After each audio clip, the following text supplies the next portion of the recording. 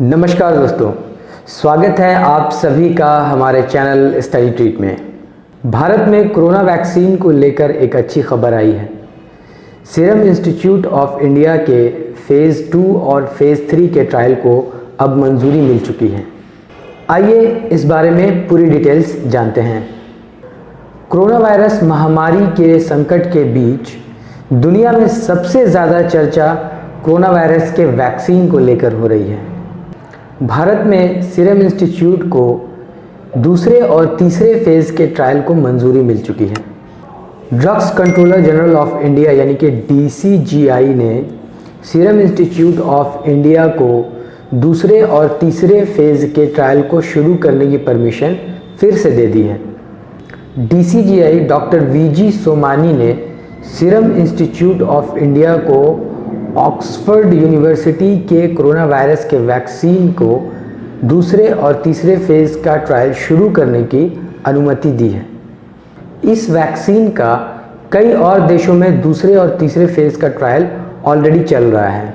एक वॉलेंटियर की तबीयत बिगड़ने पर इस वैक्सीन का ट्रायल बीच में ही रोक दिया गया था, तो DCGI ने भी भारत में इसका ट्रायल रोक दिया।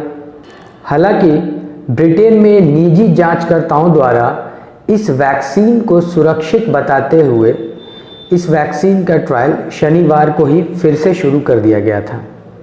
वहीं भारत में DCGI ने मंगलवार को फिर से इसका ट्रायल शुरू करने की अनुमति दी है, लेकिन साथ में बहुत सारी शर्तें भी लगा दी हैं।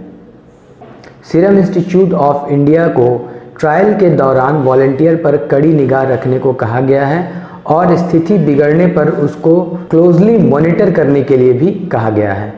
किसी भी तरह की गड़बड़ी होने पर सीरम इंस्टीट्यूट ऑफ इंडिया को वैक्सीन और उसके डोज की पूरी डिटेल्स DCGI को सबमिट करनी होगी। सीरम इंस्टीट्यूट ऑफ इंडिया ने ऑक्सफोर्ड यूनिवर्सिटी और एस्ट्राजेनेका के कोलैबोरेशन से जो वैक्सीन बन रही है उसको फिर से शुरू करने का रिक्वेस्ट DCGI के पास भेजा था। उन्होंने डेटा सुरक्षा निगरानी बोर्ड यानी कि DSMB UK की सिफारिशें प्रस्तुत की थी। DCGI VJ सोमानी ने कहा कि संस्थान के लिखे अनुरोध को, लिखे पत्र को और साथ ही DSMB UK के सिफारिशों को ध्यानपूर्वक जांच किया गया है। पत्र के अनुसार कड़ी स्क्रीनिंग, पूरी तरह से देखभाल और हर स्थिति की मॉनिटरिंग जैसे अन्य पहलुओं पर बात की गई है और उसमें बताया गया है कि किस तरह के प्रोटोकॉल को फॉलो करना है और ट्रायल के दौरान वॉलंटियर को पूरी तरह से मॉनिटर करना है और किसी भी स्थिति से निपटने के लिए हर वक्त तैयार रहना है। साथ ही अगर किसी तरह की गड़बड़ी होती है तो वैक्सीन, उसके डोज और अन्य तरह की जो भी जानकारी होती है उसका पूरा रिकॉर्ड रखना होगा और DCGI को सबमिट करना होगा। तो दोस्तों, ऑक्सफोर्ड यूनिवर्सिटी और एस्ट्राजेनेका के कोलैबोरेशन से जो कोरोना वायरस की वैक्सीन बन रही है उसके दूसरे और तीसरे फेज़ के ट्रायल को अब DCGI की मंजूरी मिल चुकी है। साथ ही एक्सपर्ट द्वारा यह भी उम्मीद किया जा रहा है कि दूसरे और तीसरे फेज़ का ट्रायल जैसे ही सक्सेसफुल होगा तो जो वैक्सीन है वो जल्द ही बाज़ार में अवेलेबल हो जाएगी। ये थी हमारी आज की खबर कोरोना वैक्सीन को लेकर।